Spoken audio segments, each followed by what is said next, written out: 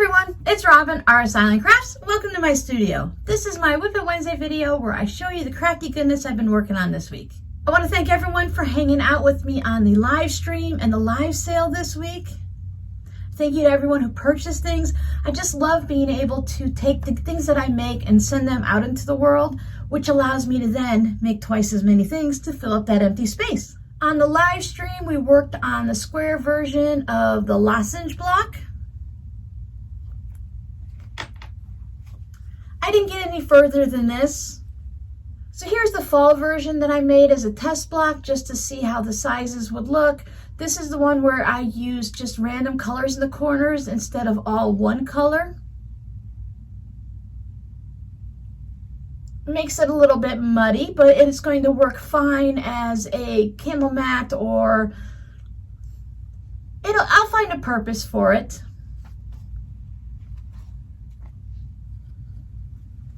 I also made the smaller Halloween version, and again, I did use orange and then yellow, and it's just too busy here. So that's why I switched over to these jewel tone looking ones, and I think with it like this, it's gonna look much nicer. I'm going to turn this into a sewing machine mat, and then I'll see if I have anything left over to use for another project. I think this is one of my favorites. I spent most of my weekend working on video type stuff and working on the things that needed to be shipped out, sending invoices and stuff from the live sale. I did work on a couple mug rugs with my patrons.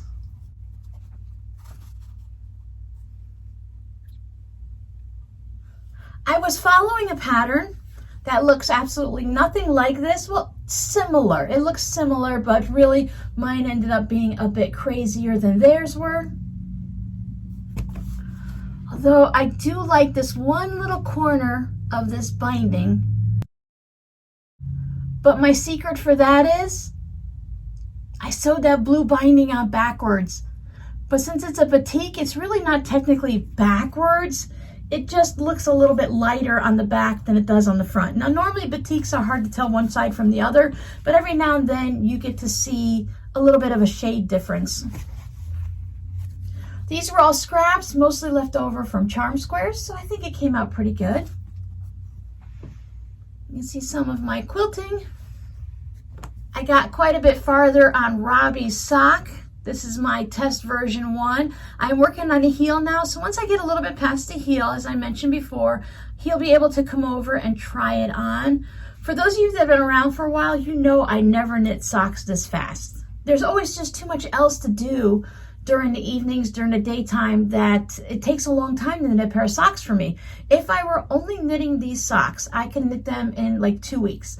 But since there's always something else going on around here, it takes me a while. But 4 times the size of the yarn and 4 times the size of the needles, and look at how fast they go.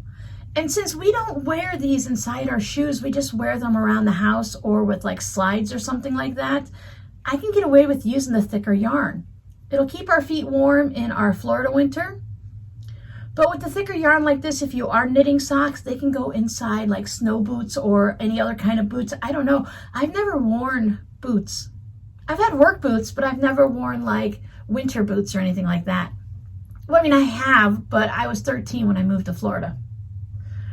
So I haven't worn any adult size version. I put another knitting project on hold that I've been working on at night, and I can't show it to you until after they receive it as a gift for Christmas, because I think they might be watching some of my videos. So what has kept me busy all week? I don't know. I know in the beginning of the week I was doing the bonus videos and taking care of that. It did take a while to prep all of these blocks and to go ahead and sew them. And of course this video, but it's just one of those weeks that just went by in a blur. Now this morning, I'm recording this Monday morning. Well, it's not Monday morning. I usually record this around 8 or 9 o'clock Monday morning. Gives me plenty of time to get it edited and uploaded for you guys to see on Wednesday. I'm running several hours behind because last night I got up to use the restroom and I heard this noise. And I couldn't figure out what it was. I was too tired. You know, in the middle of the night, you just hear a noise, you're like, whatever. I thought maybe I hit the shower curtain and made some type of a rustling noise. But then when I got up this morning and I heard it again, I realized it's dripping. There was a water leak somewhere. Water is dripping somewhere. Yep, it was dripping from the toilet. So it was time to replace all the insides of the toilet. Now, I purchased 2 kits to replace the insides of the toilets. One for the guest bathroom that Rob and the kids used, and I knew that one had a leak in the gasket. So I needed to get the entire kit for that. I didn't realize that since I bought this a while ago, like 2 years ago, that I just didn't replace mine because it didn't need it at the time. Why replace it if it doesn't need it? I thought I bought 2 full-size kits, but I only bought like a half replacement kit. So everything I needed for mine wasn't there. So I ran up to Lowe's. I got what I thought I needed was just the gasket. I got home, I went to put everything together, and I realized that there's basically 3 parts to the inside of the toilet. The part on the left, the part in the middle, and the gasket underneath.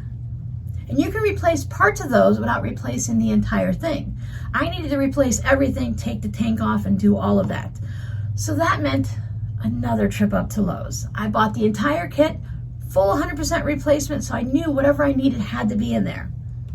I got it done, no problem. Well, little problems. They tell you, don't tighten this down too tight. It's plastic, it's porcelain, whatever, you can't tighten it too tight. So I didn't tighten it too tight. So you know what happened, right? You guessed it, I had a different leak because I didn't tighten it too tight. It never fails. There's always something. I always prepare for an extra thing to happen because it's just how it is with home improvement. There's always one more thing. You fix one thing only to find another problem. I don't know if you heard that or not, but Miss Mocha is going crazy. My cat is just running around like a maniac. I don't know what's happened to them today. Maybe it's me just running in and out of the house too much, but they're all crazy today. Maybe we're getting ready for a full moon. I also purchased new toilet seats. Covers, lids, seats, the whole combo, whatever you want to call it, new toilet seats to replace them just because I learned that the toilet seats are a type of plastic material and you can't clean them with anything of a cleaning chemical. You can't use bleach on it. You can't use Windex, though I don't know why you would, but you can't use any type of a cleaning chemical on it. You can only use soap and water to clean the toilet seat. Now, silly me thinking it's a toilet, I clean everything with bleach. Makes sense to me. Which means I destroyed the seats. And basically, I just kind of cleaned the paint or plastic coating or whatever off of them. So I had to replace the toilet seats. Again, I purchased those several months ago. They've been sitting here just waiting for me to get to it. I figured if I'm already running this late today and I've torn apart the rest of the toilet, I may as well go ahead and replace the seats too. So now all that's done. My bathroom is nice and shiny clean because, of course, you make a mess when you're doing those things. And yeah, that's where I stand. Normally I'm in here 7:30, 8 o'clock. I didn't get in here until 1:30 in the afternoon. But my toilet works. Good news. That might have been a little bit more than some of you wanted to know. So what am I going to work on this week? I sure would like to keep working on these and turn them into something instead of having these sitting as squares. So I have them in my need to work on basket over there behind you guys. These are just going to go into my block container. So whenever we work on a block, I keep those in a container. I showed those to you guys before. I just let them accumulate. And then whenever I need something to work on a project that has a 6.5 or 12.5 inch block, I can go raid that container and not have to make a block.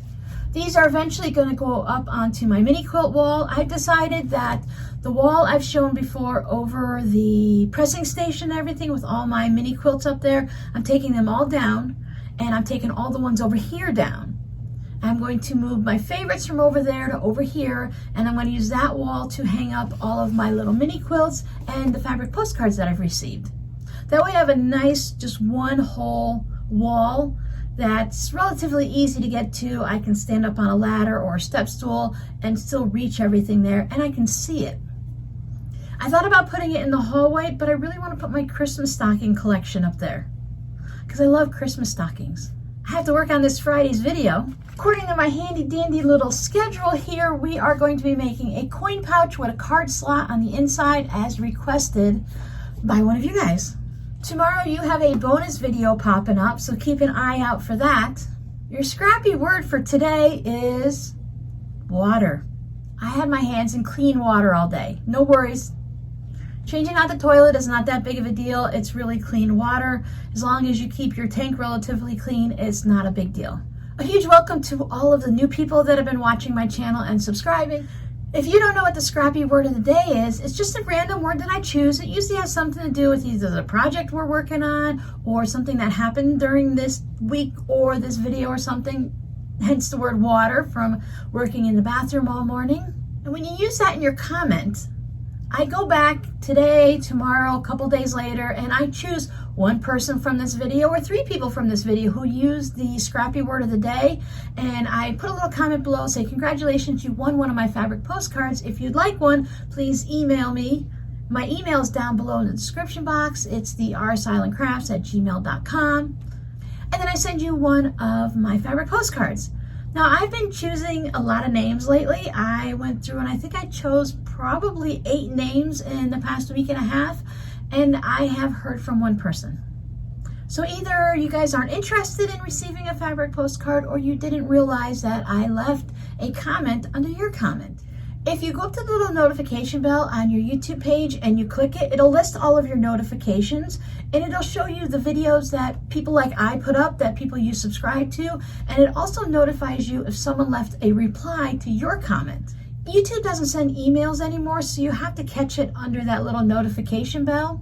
And remember, just because I chose one name on a video, it doesn't mean that I won't come back and choose another 2 or 3 or even 5. It all depends on how many fabric postcards I have at the time. If I'm wanting to send more of them out into the world so that I can make more, or if I just haven't been able to send any out to anyone, so I just keep picking names until someone emails me.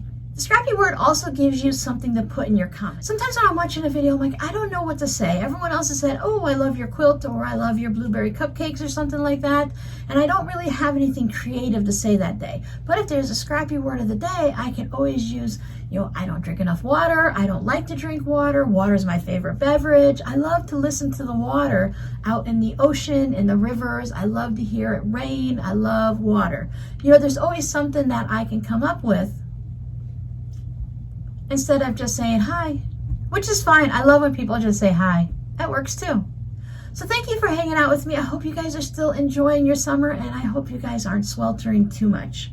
I've heard a few people are starting to get a little bit cooler mornings and cooler evenings, even across the pond. Now that is really good news. Hope everyone is safe. I know we have a few people that live in Kentucky. I hope you guys are all safe and well and not into that flooded area. Stay safe.